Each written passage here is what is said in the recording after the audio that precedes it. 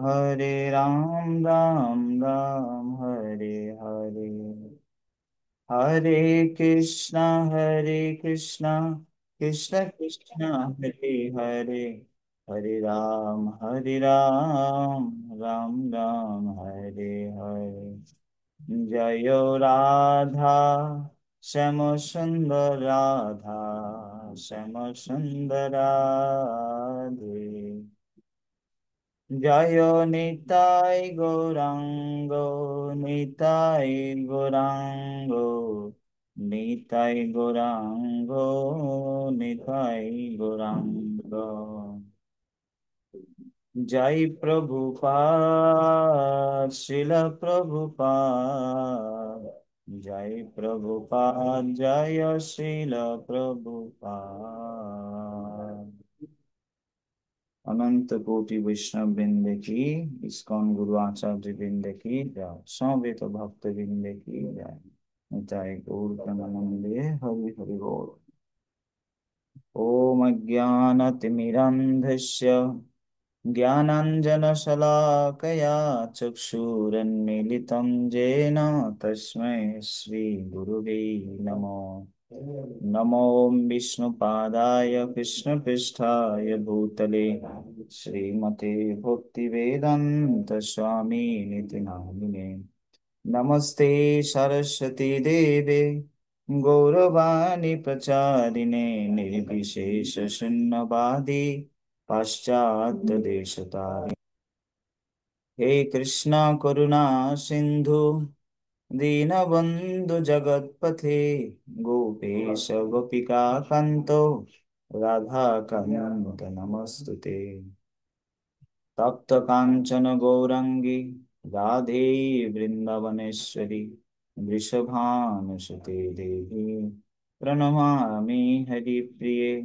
जय श्री कृष्ण चैतन्य प्रभु नित्यानंद श्री अद्वैत गदाधर श्रीवासदि गौर भक्त बिंद। हरे कृष्ण कृष्ण कृष्ण हरे हरे हरे राम राम राम हरे हरे। তো সবাইকে স্বাগত জানাচ্ছি। জন্মাষ্টমী কিভাবে পালন করব সেই বিষয়ে আলোচনা করার পূর্বে পূর্বতন সমস্ত আচার্য, ইসকন প্রতিষ্ঠাতা আচার্য শিল প্রভুপাদ এবং আমার পরমারাধ্য গুরু মহারাজ এবং সমস্ত ভক্তদের শ্রীচরণ কমলে আমার বিনম্র প্রণাম জ্ঞাপন করছি। বাঞ্ছা কল্পতরুভ্যশ্চ কৃপা সিন্ধুভ্যেব চ পতিতানাং পাবনেভ্যো বৈষ্ণবেভ্যো নমো নমঃ। তো সবার অহৈতুকী কৃপা এবং আশীর্বাদ প্রার্থনা করে আমরা ভগবান কৃষ্ণের আবির্ভাব দিবস কিভাবে পালন করব সে বিষয় নিয়ে চর্চা করব। তা আমরা প্রথমে জন্মাষ্টমী সম্বন্ধে শিল প্রভুপাদ, শিল ভক্তিবিনোদ ঠাকুর এবং শিল সনাতন গোস্বামী এনারা অনেক কিছু আলোচনা করেছেন। তার মধ্যে আমি যৎকিঞ্চিত আলোচনা করার প্রয়াস করছি, যতটুকু আমাদের মধ্যে সময় আছে। হ্যাঁ, তা আমি কৃষ্ণের কাছে প্রার্থনা করি তিনি যাতে আমাদের এই আলোচ্য বিষয়গুলো যাতে হৃদয়ঙ্গম করতে আমাদের সাহায্য করেন, শক্তি দেন, কৃপা করেন।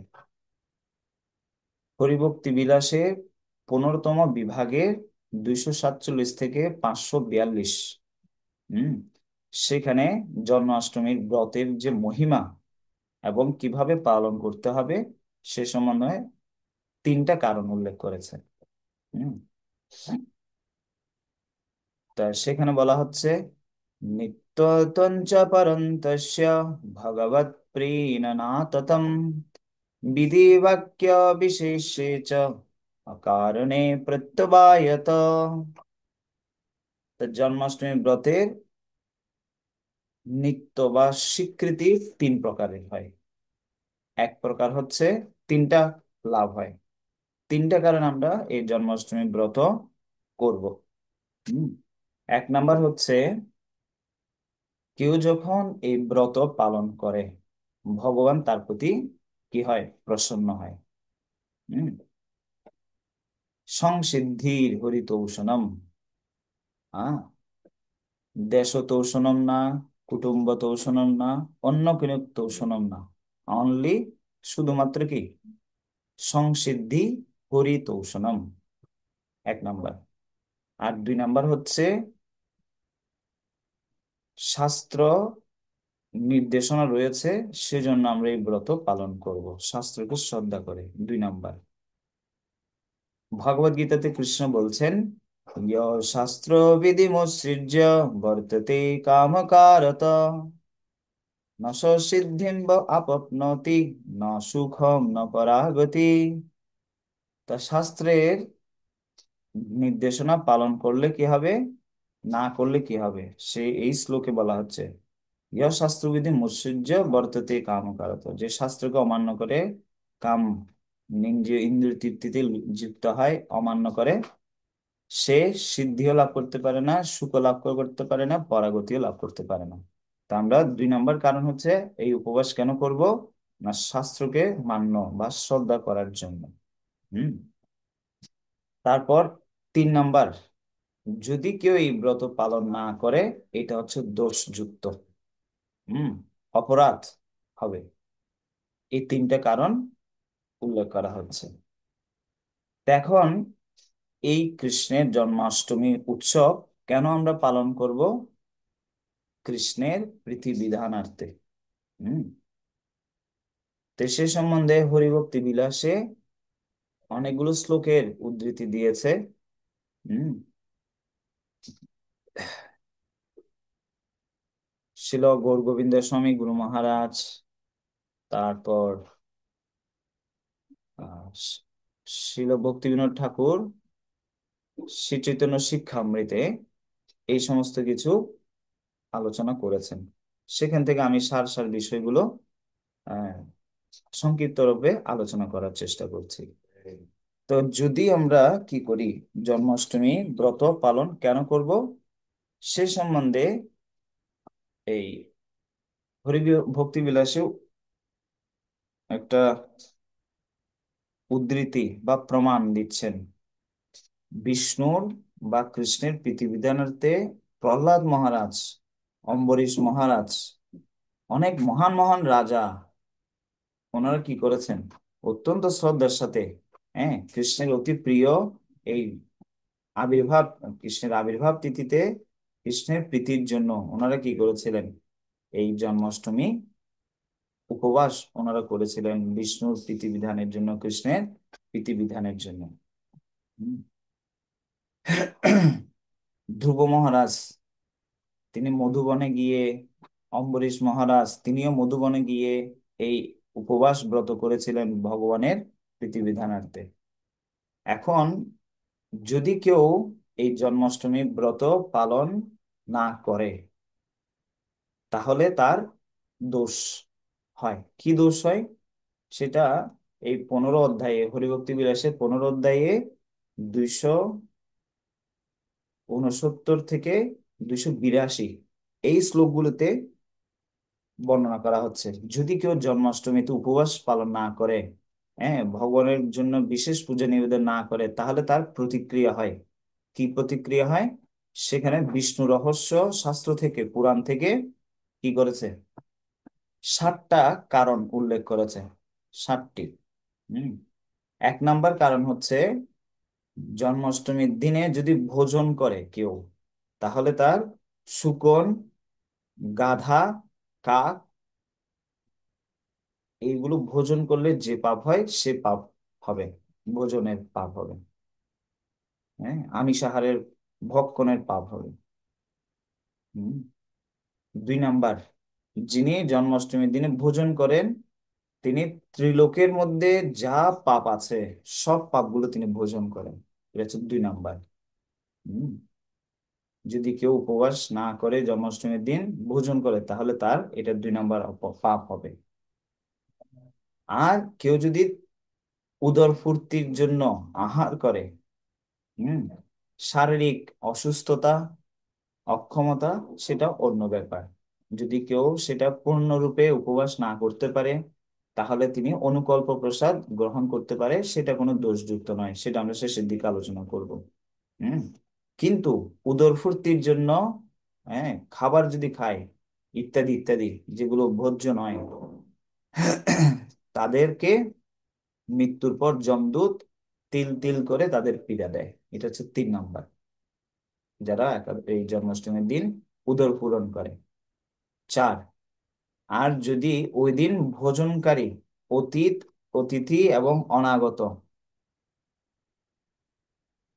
তাদের 100 কুল নরকে পতিত হবে। হ্যাঁ, অতীত এবং অনাগত, এখনো আসেনি সেই ধরনের, যারা অতীতে মৃত্যুবরণ করেছে, যারা ভবিষ্যতে আসবে, 100 কুল নরকে পতিত হবে যদি কেউ ভোজন করে এই দিন। এবং বিশেষ করে এটা হচ্ছে 4। আর 5 নাম্বার হচ্ছে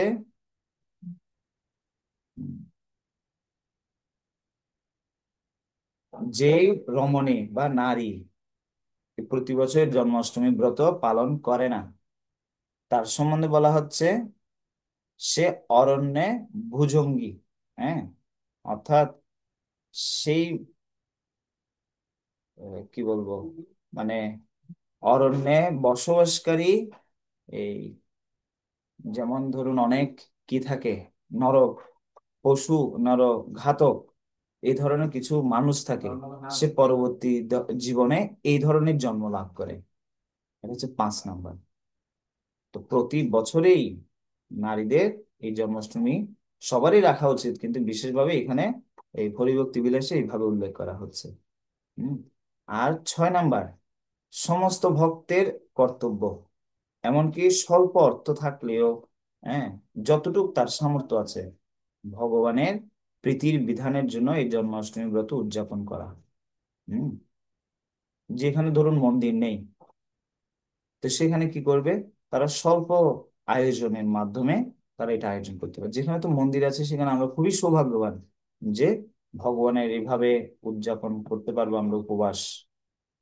এটা হচ্ছে 6 নাম্বার। আর 7 নাম্বার হচ্ছে কৃষ্ণের এই আবির্ভাব দিবস উদযাপন করতে যদি ব্যর্থ হওয়া উচিত নয় কোনো প্রকারে। যদি কেউ ব্যর্থ হয়, ভুলে যায়, মনে নেই, ভুলে খেয়ে ফেলেছি কিছু, এরকম বললে তার এটা চলবে না। আগুনে হাত দিলে যেমন হাত পোড়াবে, তো সেই জন্য জন্মাষ্টমীর সম্বন্ধে বলছে এটা, যদি কেউ ব্যর্থ হয় এইটা না রাখে, তাহলে তার 1000 চতুর্যুগ অর্থাৎ 1 কল্প নরকে বাস করতে হয়। খুবই ভয়ানক। এগুলো শাস্ত্রের কথা, এগুলো ভয় লাগানোর জন্য বলা হচ্ছে তা নয়। জন্মাষ্টমীকে পালন করার জন্য কিছু অতিরিক্ত বলে বাড়িয়ে বলা হচ্ছে তাও নয়। এগুলো আজ থেকে হাজার হাজার বছর আগে এগুলো লেখা হয়েছে। এবং সেই সমস্ত কিছু শ্রী চৈতন্য মহাপ্রভু ছিল সনাতন গোস্বামীকে বললেন, তুমি এই সম্বন্ধে শাস্ত্র রচনা করো। হ্যাঁ, তো ছিল সনাতন গোস্বামী সেই সমস্ত কথাগুলোকে অনেক পুরাণ উপনিষদ থেকে নিয়ে তিনি সার সংকলন করেছেন, যেটা হরিভক্তি বিলাসে 15 অধ্যায়ে এগুলো বর্ণনা আছে। ঠিক আছে। এবং এতক্ষণ আমি বললাম এগুলো হচ্ছে পারমার্থিক, রাখা না রাখার সুফল কুফল বললাম। এখন কেউ যদি বলে, প্রভু এই আমি যদি জন্মাষ্টমী পালন করি তাহলে আমার কি লাভ হবে? হ্যাঁ, সবাই লাভ চাই, আমরা লাভ ছাড়া কেউ কিছু করতে চায় না। সে সম্বন্ধে এই 15 অধ্যায়ে আছে, 283 থেকে 340, এই 15 অধ্যায়ে 283 শ্লোক থেকে 340 পর্যন্ত জন্মাষ্টমীর মহিমা, উপবাসের মহিমা, জাগতিক এবং পারমার্থিক উভয়ই আপনি যেভাবেই নেন, এই মহিমা, উপবাসের মহিমা বর্ণনা করা হচ্ছে। তো ভবিষ্যোত্তর পুরাণ থেকে শিল সনাতন গোস্বামী পুরাণ প্রমাণ দিয়েছে। হম। তো অনেক শ্লোক আছে, ভুরি ভুরি শ্লোক আছে এখানে বিভিন্ন পুরাণের। আমি শুধু প্রথমে বললাম যে আমি অনেক কিছু নেই নেই সময়ের মধ্যে সার সার যে বিষয়গুলো আনলে আমাদের জন্য মঙ্গল হবে, সেই বিষয়গুলো আমি আলোচনা করার প্রয়াস করে সেভাবে করে চিন্তা করে বলছি। তা জন্মাষ্টমী পালন করলে জাগতিক সুফল কি হয়? 1 নাম্বার, 7 জন্মের পাপ থেকে মুক্ত হওয়া যায়। এটা হচ্ছে 1 নাম্বার। 1 জীবন, 2 জীবন, 7 জীবনের পাপ থেকে মুক্ত হওয়া যায়। হুম। কারণ ভগবদ গীতাতে বলা হচ্ছে, যেষাং তু অন্তগতম পাপম, যে ব্যক্তির পাপ বিদূরিত হয়েছে, জনানাম পুণ্য কর্মানাম, শুধু কেবল পুণ্য ক্রিয়া করে। পুণ্য 2 প্রকারের আছে, এক প্রকার জাগতিক, বস্ত্রদান, অর্থদান প্রভৃতি। আর পারমার্থিক সুকৃতি, শ্রীমদ্ ভাগবত শোনা, কৃষ্ণ ভগবান কেন্দ্রিক কোনো কিছু করা। যেমন বলা হচ্ছে, পুণ্যশ্রবণ কীর্তন হৃদ্যন্তস্থ অভদ্রাণী বিদুনতি সুহৃৎসতাম। যদি শ্রীমদ্ ভাগবত শুনে তাহলে বক্তা এবং শ্রোতা উভয়ই পুণ্যবান হয়। হুম। এই সম্বন্ধে এটা হচ্ছে তার প্রমাণ। তো পুণ্য 2 প্রকারের, এটা বললাম। তো পুণ্য, যে পাপ বন্ধ করলো, পুণ্য করছে আর করছে, সে কি করতে পারবে? যে সন্তু অন্তগতম পাপম জনানাম পুণ্য কর্মানাম, তে দ্বন্দ্ব মোহ, দ্বন্দ্ব এবং মোহ থেকে মুক্ত হতে পারবে। দুইটা, এই জগতে ভালো এবং মন্দের দ্বন্দ্বের মধ্যে আমরা পড়ে আছি। মোহ, ভবিষ্যতে কি হবে? শোক, মোহ, ভয়, অপহা। হম। দৃশ্যম বৈশ্রিয়মানায়াম কৃষ্ণে পরম পুরুষে ভক্তিরুৎপদ্যতে পুংসাম শোক মোহ ভয় অপহা। শোক, মোহ, ভয়। শোক হচ্ছে বর্তমানের, কেউ মারা গেল কান্না করছে, শোক। মোহ, ভবিষ্যতের। শোক, মোহ, আর ভয়, ভয় সরি, শোক মানে অতীতের, দুঃখিত। শোক মানে হচ্ছে অতীতের, কি হারিয়ে গেল সেটার জন্য শোক করে মানুষ। মোহ, ভবিষ্যতে কি হবে, শোক ও মোহ। ভয়, আর হচ্ছে ভয় হচ্ছে ভবিষ্যতে, ভয় কাজ করে।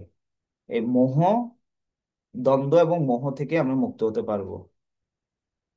আবার ভাগবত শ্রবণ করলে কি হবে?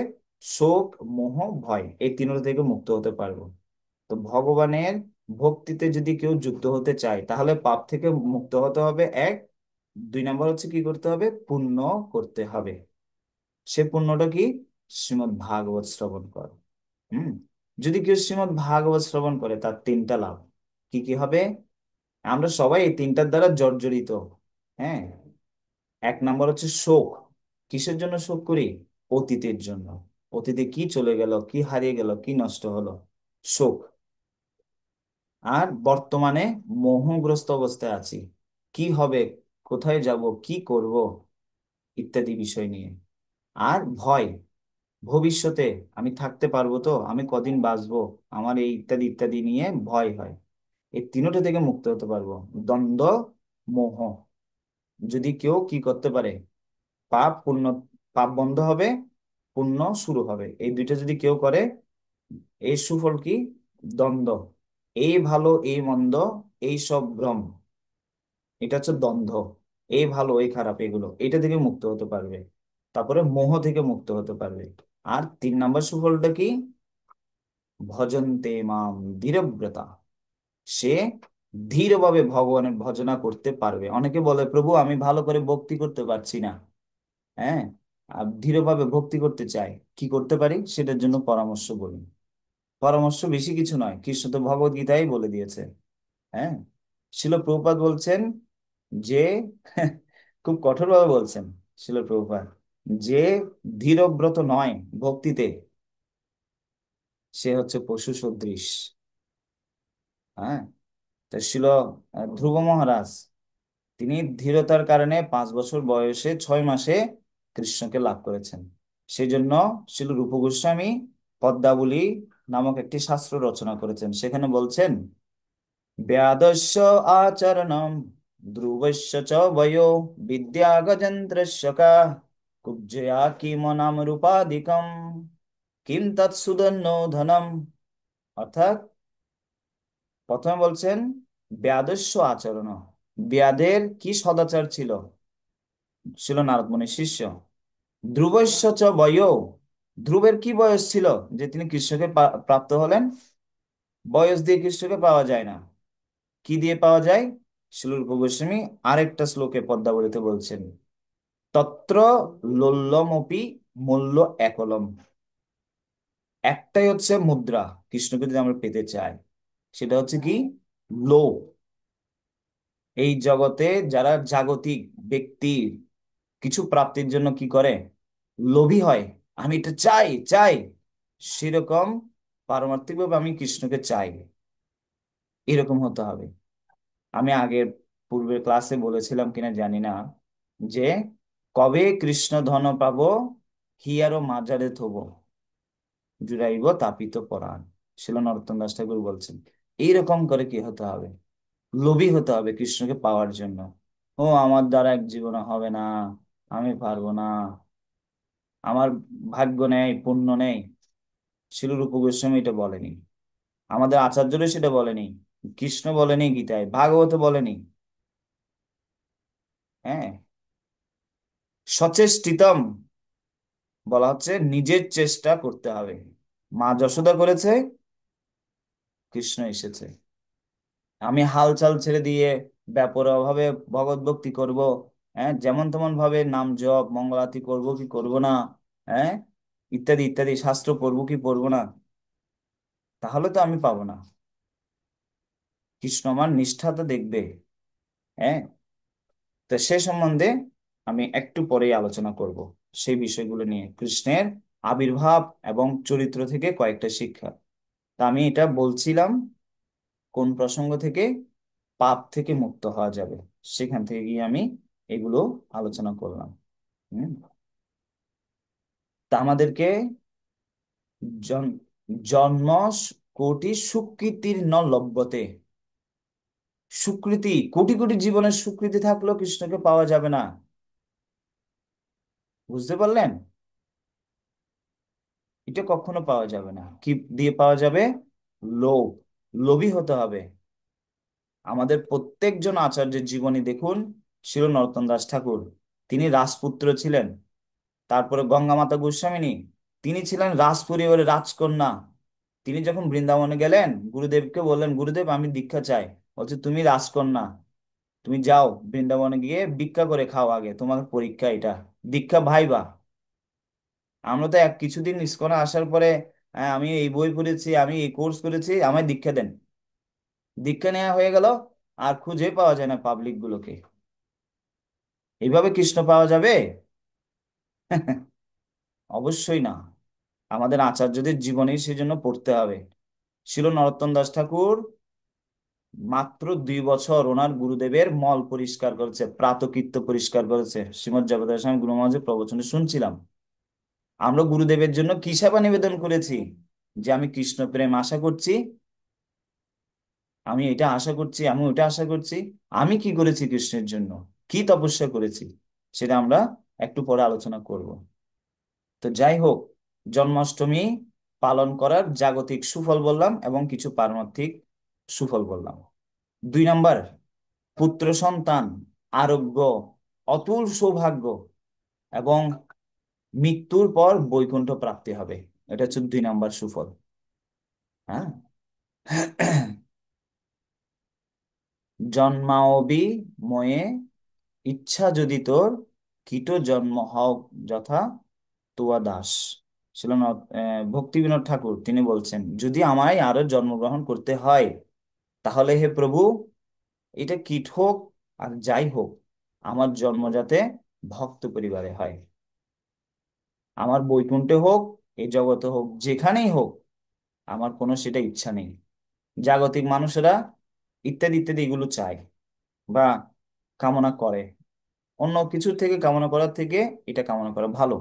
ভাগবতে 2য় স্কন্ধের 3য় অধ্যায়ে 10 নম্বর শ্লোকে বলছেন, অকাম সর্বকাম বা মোক্ষ কাম উদারদি তীব্রেণ ভক্তি যোগেন যজিত পুরুষম পরম। অকাম, যার কোনো কামনা নেই, তারও কৃষ্ণের কাছে চাওয়া উচিত। সর্বকাম, যার সব কামনা বাসনা আছে, তারও কৃষ্ণের কাছে চাওয়া উচিত। হ্যাঁ, মোক্ষ কাম, যারা মুক্তি চায় তাদেরও কৃষ্ণের কাছে চাওয়া উচিত। কিন্তু কিভাবে? আবারও এখানে আবার এই পয়েন্টটা আসছে, লোলম তীব্রেণ ভক্তি যোগেন, কঠোর ভাবে তীব্রভাবে করতে হবে। হ্যাঁ, মানে কি, ফোকাসলি করতে হবে, ইংরেজিতে বলে এটাকে কি বলবো, আহ, একদম খুব মনোযোগ সহকারে, একাগ্রকৃত ভাবে, ঐকান্তিকতার সাথে। তাহলে কি হবে? কৃষ্ণ আকর্ষিত হবে। কৃষ্ণের কাছে কোনো কিছুর অভাব নেই, শুধু কৃষ্ণ একটা জিনিস চায়, সেটা হচ্ছে কি? প্রেম বা প্রীতি। ওইটার দ্বারাই ভগবান আকৃষ্ট হয়, আর কিছুর দ্বারা নয়। হ্যাঁ, সে সম্বন্ধে শিল প্রহ্লাদ মহারাজ ওনার প্রার্থনায় বলছেন, মন্যে ধন অভিজন রূপ স্রোতৌজ তেজ ভাব বল পৌরষ বুদ্ধি যোগ নারাধনায় পুরুষ ভক্তা তুতোষ ভগবান গজযূত পায়। গজেন্দ্র এ পশু পশু পশু মানুষও না, ভক্তির দ্বারা ভগবানকে প্রাপ্ত হয়েছে, প্রহ্লাদ মহারাজ বলছেন। তা আমাদের সেই জিনিসটাই করতে হবে, যাতে ভগবান আমার প্রতি সন্তুষ্ট হয় ভক্তির সাথে। আর এরপর 3 নাম্বার, এই যদি কারো এই কি না থাকে, বিগ্রহ না থাকে, তাহলে অন্তত চিত্রপটে অন্তত কি করতে পারে, ভগবানকে অভিষেক করাতে পারে, ভগবানকে পূজা করতে পারে। তাহলে তার 3 নাম্বার সুফলটা কি হবে? তার কখনো শত্রু ভয় উৎপন্ন হবে না। হুম, সে বিপদ থেকে মুক্ত থাকবে, ভগবান তাকে সুরক্ষা দেবে, যেভাবে দেবকী বসুদেবকে সুরক্ষা কৃষ্ণ দিয়েছিল। হুম। 4 নাম্বার সুফল, যেই দেশে মানে বর্ষা বর্ষণ করে, তারপরে খরা দুর্ভোগ হয়, সেই জায়গাতে এগুলো হবে না। হ্যাঁ, বৃষ্টির অভাব হবে না, আর খরার দুর্ভোগও পোহাতে হবে না। এটা হচ্ছে 4 নাম্বার। 5 নাম্বার, প্রাকৃতিক দুর্যোগ, ভয়, পশু হতে সর্পদর্শন ইত্যাদি ইত্যাদি, সেগুলো থেকে তার কি হবে না, ভয় উৎপন্ন হবে না, ভগবান তাকে সুরক্ষা দেবে। পরিশেষে শ্রী ভক্তিবিনোদ ঠাকুরের চৈতন্য চৈতন্য শিক্ষামৃত, সেখানে শিল ভক্তিবিনোদ ঠাকুর উল্লেখ করছেন কিভাবে আমরা ভগবান কৃষ্ণকে সন্তুষ্ট করার জন্য, বা মানুষ ভগবানকে আহ, লাভের জন্য অনুপ্রাণিত হয়, অনুপ্রেরণা পায়। 4 ভাবে অনুপ্রাণিত হয়। 1 নাম্বার হচ্ছে ভয়। হুম, মানুষ ভগবানের আরাধনা বিভিন্ন ভাবে রাখে। 1 নাম্বার হচ্ছে মানুষ ভয় পেয়ে নরকে যেতে হবে, সেই ভয়ে ভগবানের আরাধনা করে। 2 নাম্বার হচ্ছে জাগতিক আশা আকাঙ্ক্ষা পূরণের জন্য। হুম, আমি এটা করলে আমি এটা পাবো, এটা করলে এটা পাবো ইত্যাদি। হুম। 3 নাম্বার হচ্ছে না, কর্তব্য বুদ্ধি, কি করা উচিত, ভগবান আমার তো আমাকে অনেক কিছু দিয়েছে আমার জীবনে, তা আমার উচিত, আমার কর্তব্য ভগবানের জন্য কিছু করা, এরকম কর্তব্য বুদ্ধি। এটা হচ্ছে 3 নাম্বার। আর 4 নাম্বার হচ্ছে এই রাগ বা প্রেম, ভগবানের প্রতি স্বাভাবিক আকর্ষণ অনুভব করে ভগবানের সন্তুষ্টির জন্য, আর কিছু নয়। হুম, এই বিষয় দ্বারা অনুপ্রাণিত হয়ে কি করা, ভগবানের সন্তুষ্টির জন্য কিছু করা। তো এই 4 ভাবে মানুষ অনুপ্রাণিত হয়। তো এখন ভয় এবং আশা কিংবা কর্তব্য বুদ্ধি নিয়ে ভগবানের আরাধনা করাটা কি নয়, অতটা শুদ্ধ স্তরের না। আর প্রেম সহকারে যারা ভগবান আরাধনা করেন, তারাই হচ্ছে কি প্রকৃত আরাধক বা উপাসক। হুম। আর সর্বনিম্নের হচ্ছে ভয় এবং আশা, কিন্তু একদম উপরও তো যেতে পারবো না, একদম নিচেও নামতে পারবো না।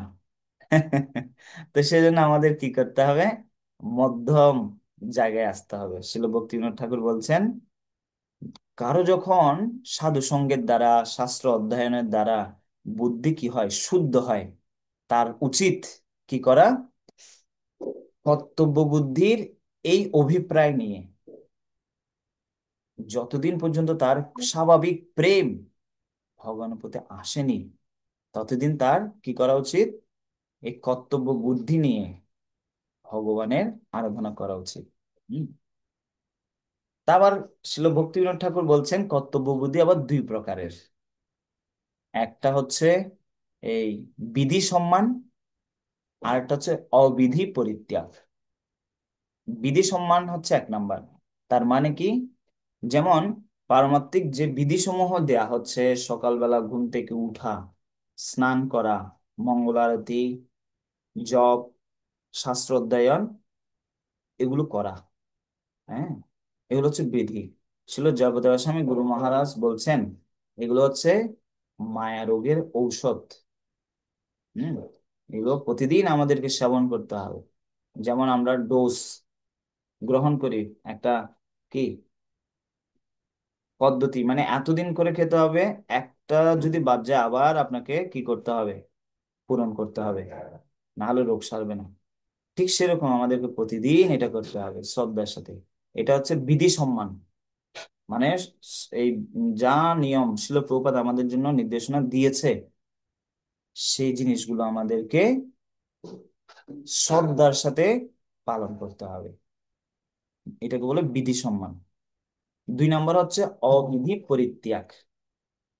অবিধি পরিত্যাগ মানে বিধির বিপরীতে প্রতিকূল বিষয়গুলো পরিত্যাগ করা।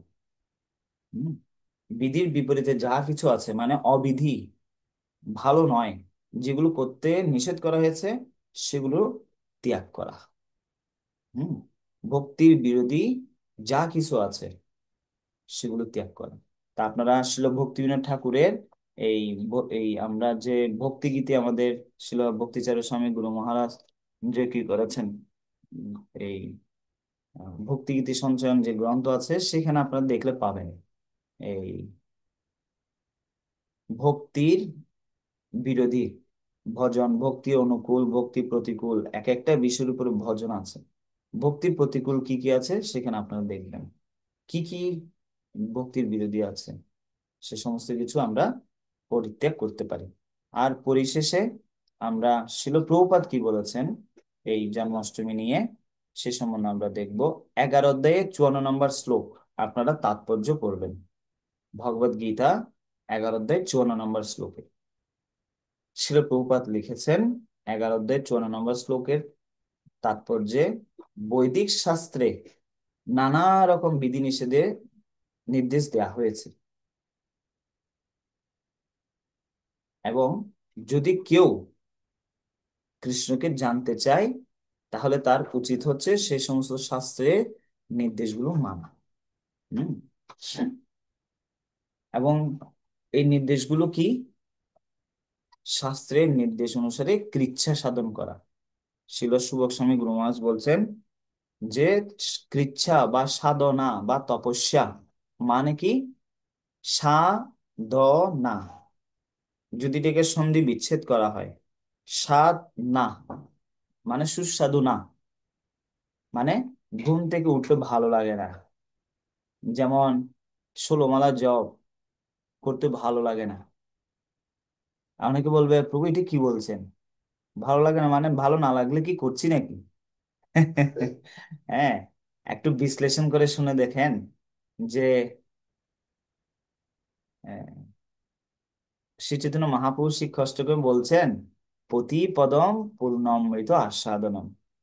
কিন্তু কোন বৈষ্ণবরা বলছেন, জ্যেষ্ঠ বৈষ্ণবরা বলছেন যে জপমালা অনেক সময় বের করে করে দেখে যে কখন মালাটা শেষ দিকে যাচ্ছে। এক, কৃষ্ণের দিকে তাকানোর থেকেও বেশি তাকানো হয় সাক্ষী মালার দিকে। কেন? কখন 16 মালা পূর্ণ হবে, তাহলে আমি আমার শান্তি লাভ করব। Chant Hare Krishna and be happy হচ্ছে না, chant ending and be happy হচ্ছে। হ্যাঁ। তা আমাদের অনেক ভাব অন্তরায় আছে। হম। তাড়াহুড়ো করে জব করছি, হ্যাঁ, সবকিছুকে জীবনে প্রাধান্য দিচ্ছি, কিন্তু শিল প্রভুপাদ আমাদের আচার্যদেরকে দীক্ষার সময় আমরা যে কথা দিয়েছি সেটাকে কে কতটুকু প্রাধান্য দিচ্ছে সেই বিষয়ে আমি শিল প্রভুপাদের একটা উদ্ধৃতি দেখাবো। আমি আর 2 মিনিটে শেষ করব। শেষ কথা বলে তো কৃচ্ছা সাধনটা কি? শিল প্রভুপাদ এই 11 অধ্যায়ে 54 নম্বর শ্লোকে তাৎপর্য বলছেন। জন্ম কৃষ্ণের জন্মদিনে উপলক্ষে জন্মাষ্টমীতে এবং প্রতি মাসে 2টি একাদশীতে উপবাস ব্রত পালন করা। হুম। এই হচ্ছে আমাদের জন্য কি শিল প্রভুপাদ লিখলেন এটা জন্মাষ্টমী নিয়ে। আর এখন অনেকে বলবে যে জন্মাষ্টমীতে উপবাসের কথা বলা হচ্ছে, তা আপনারা প্রসাদ দেন কেন, অনুকল্প প্রসাদ?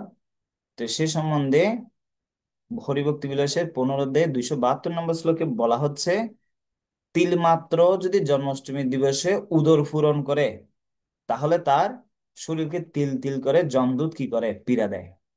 তো এখন সেই বিষয়টা শিল প্রভুপাদ কোনো জোর দেননি। শিল প্রভুপাদ বলছেন জন্মাষ্টমীতে আমরা প্রসাদ ইত্যাদি বিতরণ করি কেন? কারণ এটা উদর পূরণের জন্য নয়, এটা সাধারণ কোনো খাদ্য নয়, এটা হচ্ছে কি প্রসাদ। যজ্ঞ শিষ্ট শুন সন্ত মুচ্যন্তে সর্বকিল বিষয়ে ভুঞ্জন্তে তে ত্বগম পাপা ये পচন্তি আত্মকারণাৎ। অর্থাৎ এটা যজ্ঞ অবশিষ্ট, এটা খেলে পাপ নষ্ট হয়, পাপ হয় না।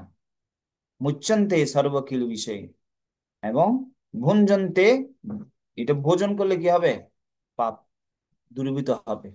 অর্থাৎ ভগবানকে নিবেদিত নয় এমন খাদ্যের কথা বলা হচ্ছে। এই শ্লোকটা আমরা উদ্ধৃতি দিলাম। তা আমরা উদর পূরণের জন্য কিছুই আহার করব না, ভগবানের সন্তুষ্টির জন্য করব। হুম। তা আমরা পালন করার মহিমা বললাম, পালন না করার কুফল বললাম, এবং জাগতিক সুফল বললাম। আর পরিশেষে হরিভক্তি বিলাসের নবম বিলাসের 403 থেকে 404 এই 2টা শ্লোকে, হ্যাঁ, এই কিছু বিধি বলা হচ্ছে। এই যে প্রসাদ নিয়ে অনেকে বলে যে আপনারা পূর্ণ উপবাস রাখবেন, আবার উপবাস মানে উপবাস, খাবেন কেন? কিন্তু আমরা হচ্ছে কলিযুগের জীব, হ্যাঁ, না হলে একেবারে থাকতেই পারবো না শারীরিক অক্ষমতার কারণে। তো সেই জন্য শাস্ত্রে আমাদের ভালো মন্দ বুঝে ওনারা লিখেছেন, আমরা শাস্ত্রের থেকে যাতে বেশি বুঝতে না যাই। হ্যাঁ, শাস্ত্রে যতটুকু বলছেন ততটুকু যাতে বুঝি। আমি শ্লোকের উদ্ধৃতি, ওই শ্লোকে বলছে কৃষ্ণের নৈবেদ্য যা কিছু সেগুলো ভোজনের বিষয়ে কোনো বিচার করতে নেই, ভগবানের প্রসাদ গ্রহণ করা যাবে। হুম। 2 নম্বর হচ্ছে শ্রীহরির প্রসাদ বা নৈবেদ্য ভগবান বিষ্ণু থেকে অভিন্ন, 2 নম্বর। 3 নম্বর হচ্ছে প্রসাদের প্রতি সম্মান পূর্বক, হ্যাঁ, প্রসাদের প্রতি সম্মান প্রদর্শন করে কোন রকম অপবিত্র সৃষ্টি করে না। হ্যাঁ, ভগবানের প্রসাদ ভগবান থেকে কি অভিন্ন, তাই এটা কোনো অপবিত্র করে না উপবাসকারী গ্রহণ করলে। হুম।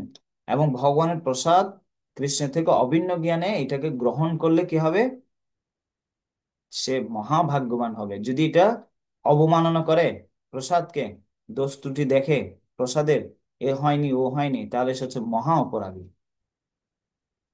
এবং যে সকল বিষ্ণু প্রসাদ ব্রাহ্মণেরা নৈবেদ্য গ্রহণের ব্যাপারে বিকারগ্রস্ত হয় না, অর্থাৎ সেটা দ্বারা বিচলিত হয় না। তো যে যাই বলুক আমরা শাস্ত্রকে মান্য করি, শাস্ত্রে উদ্ধৃতি আছে, হ্যাঁ, ওইটার দ্বারা যাতে আমরা বিচলিত না হয়। এবং যে ব্যক্তি ভগবানের শ্রীহরির এই নৈবেদ্য জাগতিক ভাবে নেয়, খাবার হিসেবে দেখে, হ্যাঁ, সে কুষ্ঠ ব্যাধিগ্রস্ত হবে, কুষ্ঠ রোগী হবে। যদি এই ভগবানের প্রসাদকে কি করে, সাধারণ খাবার হিসেবে গ্রহণ করে। তো সেজন্য সাধারণভাবে গ্রহণ করা যাবে না।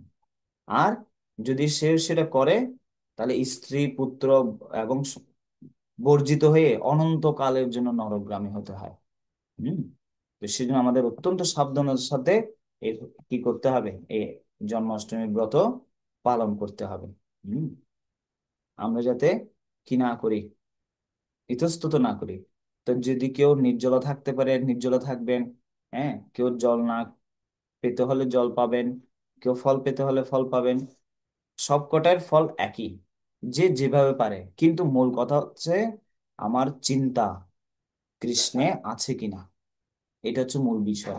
আমি উপবাস একদম নির্জলা আছি, কিন্তু ক্ষুধায় ক্ষুধায় কি মনে মনে চিন্তা করছি কোথায় খাবার, কোথায় খাবার। তাহলে তো হবে না। ঠিক আছে। হরে কৃষ্ণ। তো কারো কোনো প্রশ্ন যদি থাকে তাহলে আপনারা করতে পারেন।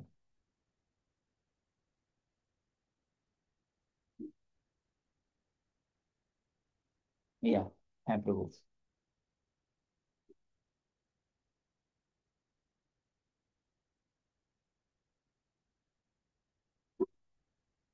আনমিউট করুন, আনমিউট করে।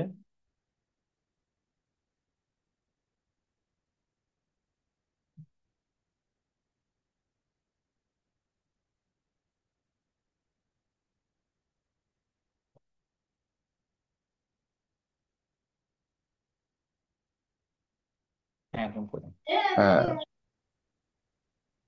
দণ্ডবত প্রণাম। তো আমরা এতক্ষণ ভগবানের জন্মাষ্টমীর মহিমা নতুন বিষয়ে আমার উপলব্ধি হয়েছে। বিশেষ করে এই হরিভক্তি বিলাস আমাদের এত সুন্দর ইনফরমেশন দেওয়া আছে। এই গ্রন্থটা আমি আগে কোনোদিন শুনি নাই, তাই আমার প্রথম সৌভাগ্য হয়েছে। এই জন্য আপনাকে অভিনন্দন এবং সুস্বাগতম। ভগবানের অনন্ত লীলা এবং অনন্ত কথা নারদদেব ব্যাসদেব দিতেন ঋষিরা। তো এখন তার মধ্যে আপনি আমাদেরকে সত্যি আনন্দ দিয়েছেন। তো আমার জানবার বিষয়, ভগবান গীতায় অর্জুনকে বললেন আমি জন্মরহিত। আবার অন্য এক শ্লোকে বললেন তোমার আমার বহুবার জন্ম হয়েছে। হ্যাঁ, তোমার স্মৃতিতে নাই, আমার স্মৃতিতে আছে। তো এখন যার জন্ম নাই এবং যার জন্ম হচ্ছে, এই জন্মাষ্টমীর যে মাহাত্ম্য, হ্যাঁ, শুনলাম। তো যার জন্ম নাই আবার জন্ম আছে, এইরকম দ্বিধা বিভক্তি উক্তি। হ্যাঁ, আপনি আমাদেরকে এই সংশয় কিভাবে দূর করে আমাদেরকে আনন্দ দেবেন সেই বিষয়ে একটু আপনার কাছে অনুরোধ করছি। অর্থাৎ যার জন্ম নাই আমার জন্ম হয়েছে, তো এখন এই দ্বিধা এবং সংশয় থেকে আমাদেরকে উত্তরণের জন্য আপনি আপনার জ্ঞান থেকে এবং পারমার্থিক ধারণা থেকে আমাদেরকে হৃদয়ঙ্গম করানোর চেষ্টা করি। হরে কৃষ্ণ প্রভু। যেনারা প্রশ্ন করবেন ওনাদের শুধু আনমিউট করবেন, বাকি সবাইদেরকে মিউট করে দেন। ঠিক আছে, যারা হাত তুলেছে এর পরের জনকে আনমিউট করবেন, যিনি হোস্টে আছেন। ঠিক আছে, সবাইকে মিউট করে দিন।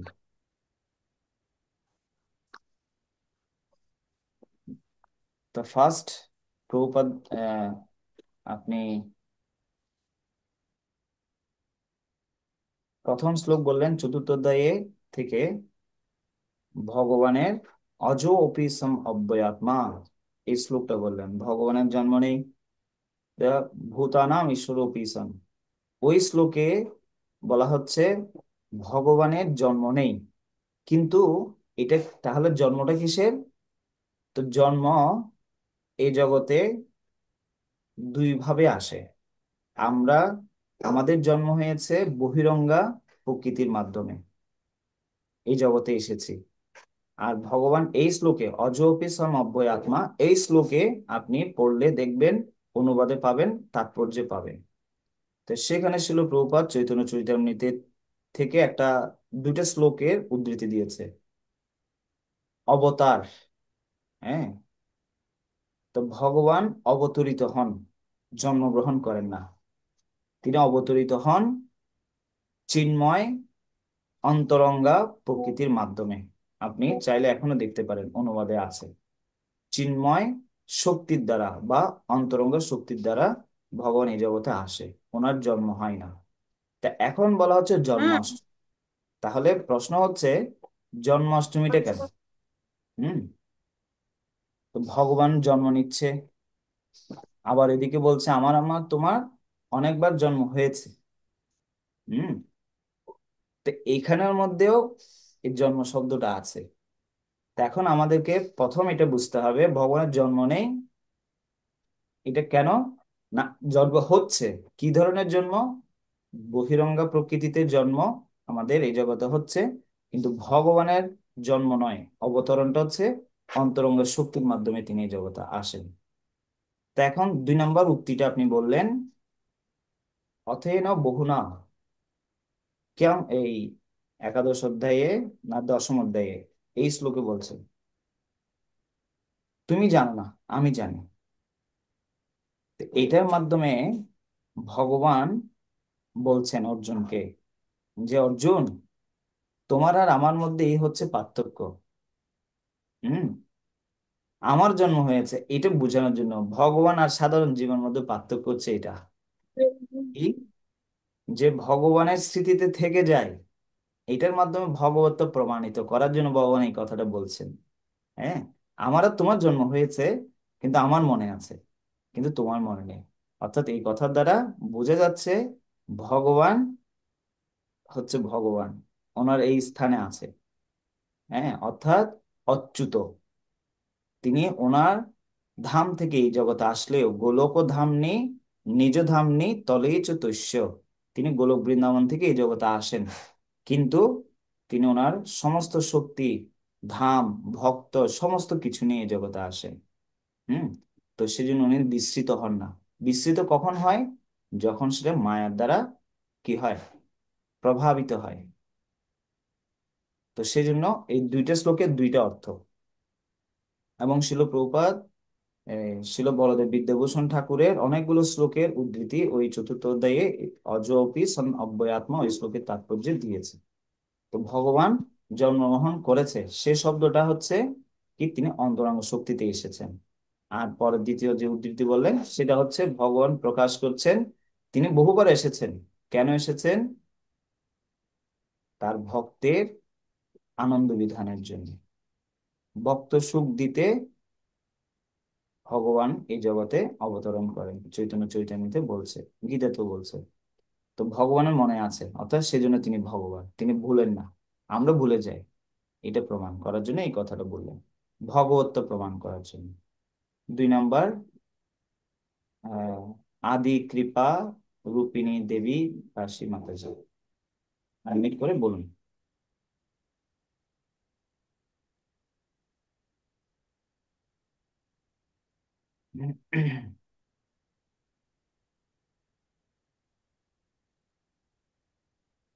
প্রণাম। প্রভু আপনার শ্রীচরণ কমলে প্রণাম। প্রণাম। প্রভু আপনি চৈতন্য শিক্ষামৃত থেকে যেটা বলেছেন যে চারটা কারণ, ভয়, জাগতিক আশা আকাঙ্ক্ষা, আমাদের যে কর্তব্য বুদ্ধি, আর এটা হুম। হচ্ছে প্রেম বা রাগ বা ভগবানকে সন্তুষ্টির জন্য যে কিছু করা। তো হুম। প্রভু আমার আমার যে কর্তব্য বুদ্ধি সেটা কি ধরনের হওয়া উচিত, এটা যদি প্রভু কৃপা করে একটু বলতেন। তো সে সম্বন্ধে আমরা বললাম যে কর্তব্য বুদ্ধি 2 প্রকারের। একটা হচ্ছে যে, হ্যাঁ, আমি ভগবানের কাছ থেকে অনেক কিছু পেয়েছি, বিধি সম্মান। আর একটা হচ্ছে অবিধি পরিত্যাগ, দুইটা শিল ভক্তিনাথ ঠাকুর বললেন। তো বিধি সম্মান মানে শাস্ত্রের যে বিধি দেয়া হলো সেগুলো মান্য করে পালন করা। হ্যাঁ। আরেকটা হচ্ছে অবিধি পরিত্যাগ, মানে যেগুলো বিধি নয়, বিধির বিপরীত, সেগুলোকে পরিত্যাগ করা। তো এখন কর্তব্য মানে কি, না ভগবান আমাকে চোখ দিয়েছে, তো চোখ দিয়ে ভগবানের বিগ্রহ দর্শন করা, শাস্ত্র অধ্যয়ন করা। কান দিয়েছে ভগবানের কথা শোনা, আমার কর্তব্য। হ্যাঁ। তো ভগবানের দেয়া সবকিছু আমাদের জীবনে, তো প্রতিটা জিনিস যাতে ভগবানের সেবায় উপযোগ করা যায় সেটা মাথায় রাখতে হবে। হুম। তো এই কর্তব্য জ্ঞানটা, যে আমার জীবনে যা কিছু আছে সব ভগবানের, এই কর্তব্য বুদ্ধি মানে, হ্যাঁ, আমার জীবনে যা তা আমি প্রাপ্ত হয়েছে ভগবানের কাছ থেকে।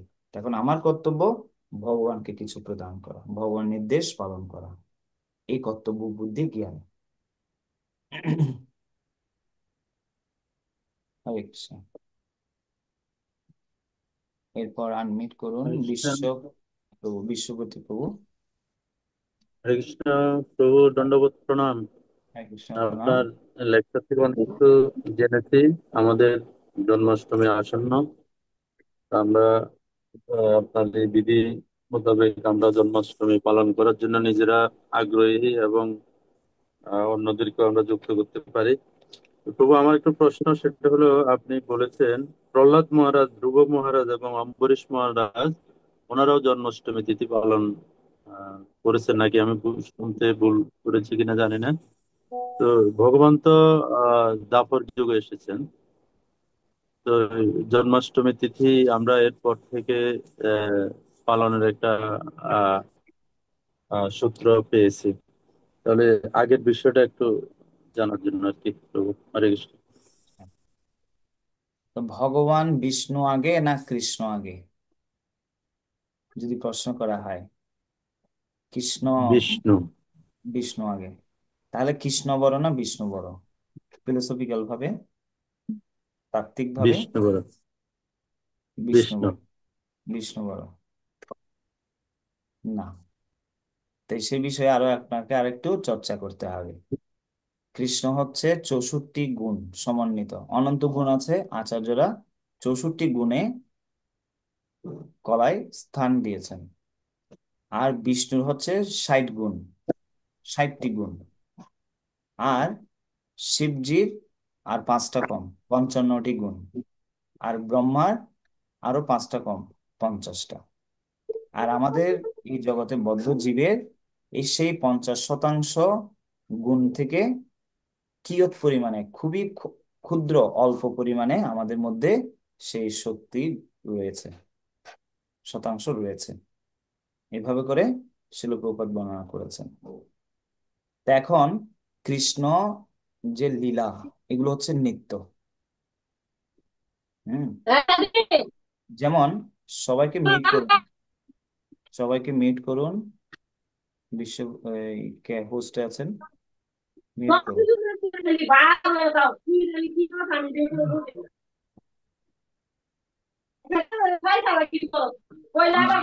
mute করা।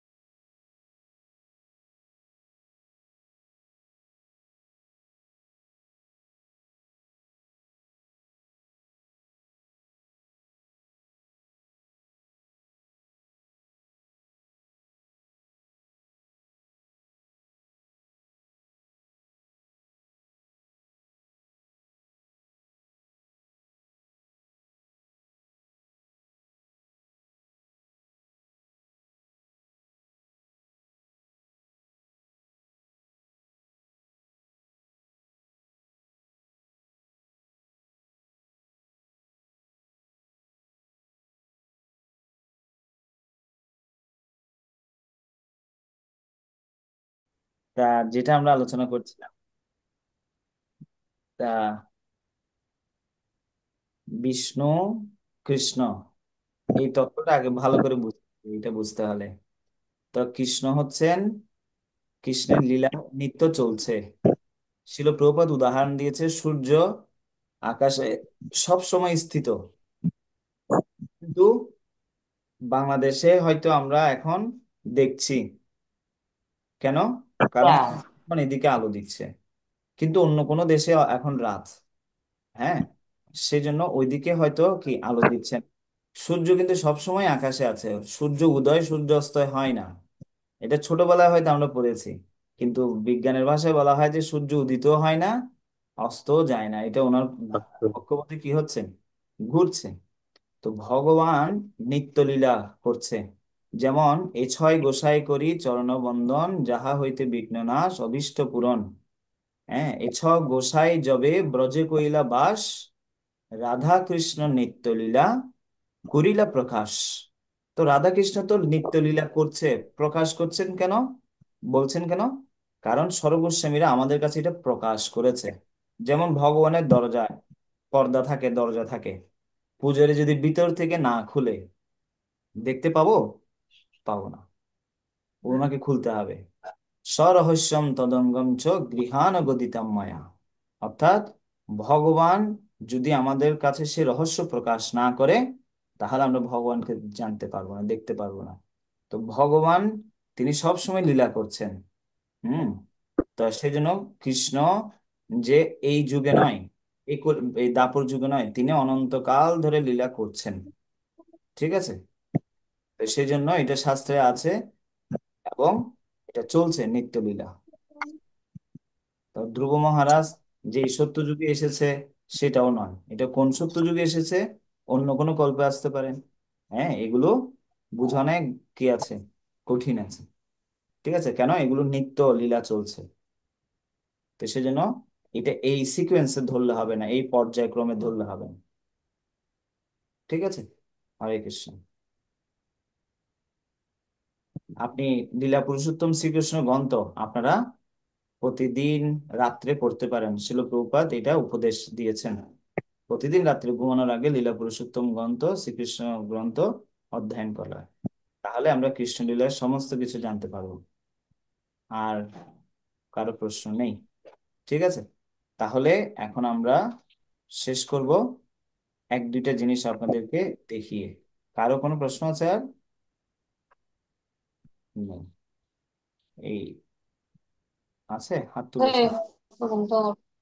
হ্যাঁ, হ্যাঁ বলুন, কে হাত তুললো হরে বলুন। কৃষ্ণ প্রভুজি। হরে কৃষ্ণ। প্রভু, আমার প্রশ্নটা হচ্ছে যে সংকল্প করেছে যে সারাদিন ঐকান্তিক ভাবে ব্রত থাকবে, সে হয়তো হ্যাঁ। পারছে না, মাঝপথে হয়তো জলপান করে ফেলেছে, তো হুম। তার ব্রতটা কি সম্পূর্ণ তো অবশ্যই হবে না, কিন্তু কতটুকু ফল পাবে? সে সম্বন্ধে, উপবাস কতটুকু সম্বন্ধে ফল? বলা হচ্ছে 5 ভাবে বা 4 ভাবে উপবাস রাখা যায়। একদম নির্জলা, তারপর হচ্ছে জল পান করে, ফল পান, ফল খেয়ে, 4 নম্বর হচ্ছে ফলের জুস খেয়ে, 5 নম্বর হচ্ছে সবজি করে। তো পাঁচটারই একই ফল। চৈতন্য চরিতামৃতে বর্ণনা করা হচ্ছে, ভক্তি করা হচ্ছে একটা ডুমুর গাছে ফল ধরার মতো। ডুমুর গাছে দেখবেন পুরো গাছের মধ্যে ফল ধরে। তা আপনি নির্জরা রাখলেই যে ভগবান সন্তুষ্ট হবে, ফল খেলে যে সন্তুষ্ট হবে না, তা নয়।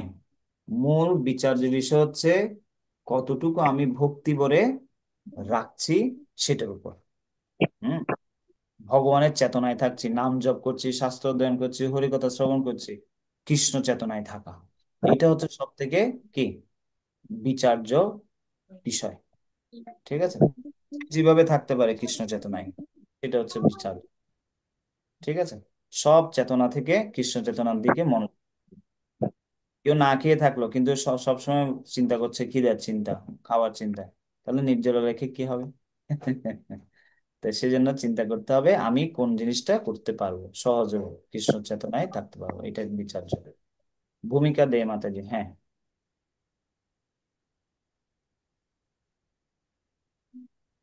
বলুন, প্রশ্ন বলুন।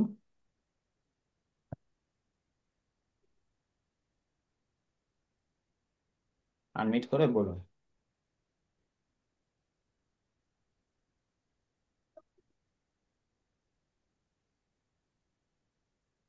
আনমিট হচ্ছে না। আচ্ছা, আনমিট হলে হরে কৃষ্ণ বলবেন। তো জন্মাষ্টমী যদি না রাখে, 3টে কুফল: সর্প হয়ে বাস করবে ভবিষ্যতে মধ্যে, আর ইহ পরলোকে সুখ তার থাকবে না, আর নারকীয় যাতনা তার ভাগ্যে জুটবে। ঠিক আছে, প্রশ্ন যিনি করতে চেয়েছিলেন আনমিট করবেন, ওনাকে। আর শিল প্রভুপাদের আবির্ভাব তিথি হচ্ছেন জন্মাষ্টমীর পরদিন। কেন? ওনার মা ছিলেন কি অত্যন্ত ভক্তিপরায়ণী, রজনী দেবী। ওনার বাবা হচ্ছে গৌরমোহন দেব, মহান কৃষ্ণ ভক্ত। সেজন্য ওনাদের গৃহে, হ্যাঁ, মহান এই ভক্ত এসেছেন। এবং 100% অধিক বোনাস, ভবিষ্যৎ প্রমাণ বলা হচ্ছে, দান, স্নান, হোম, স্বাধ্যায়, তপ, যাহা কিছু করা হয় শতগুণে বেশি ফলপ্রদ হয়। হুম। আর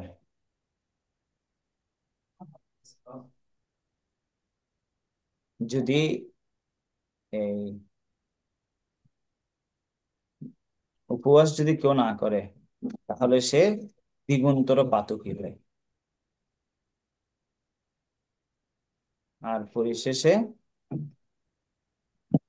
পরিশেষে একটা কথা বলা হচ্ছে, পারনা কিভাবে করবেন? তিথির যখন শেষ হবে এরপরেই কি করবেন? পারনা। হরে কৃষ্ণ। সবাইকে অনেক ধন্যবাদ। কে প্রশ্ন করতে চাইলেন? উনি আর তো প্রশ্ন করলেন না। তাহলে এখানে শেষ করছি। শিল প্রভুপাদের জয় হোক। ইসকন গুরু আচার্য বৃন্দের জয় হোক, সমবেত ভক্তবৃন্দের জয় হোক। পাঞ্চা কল্পতরুভ্যশ্চ কৃপা সিন্ধুভ্যেব চ পতিতানাং আচ্ছা। বৈষ্ণবেভ্যো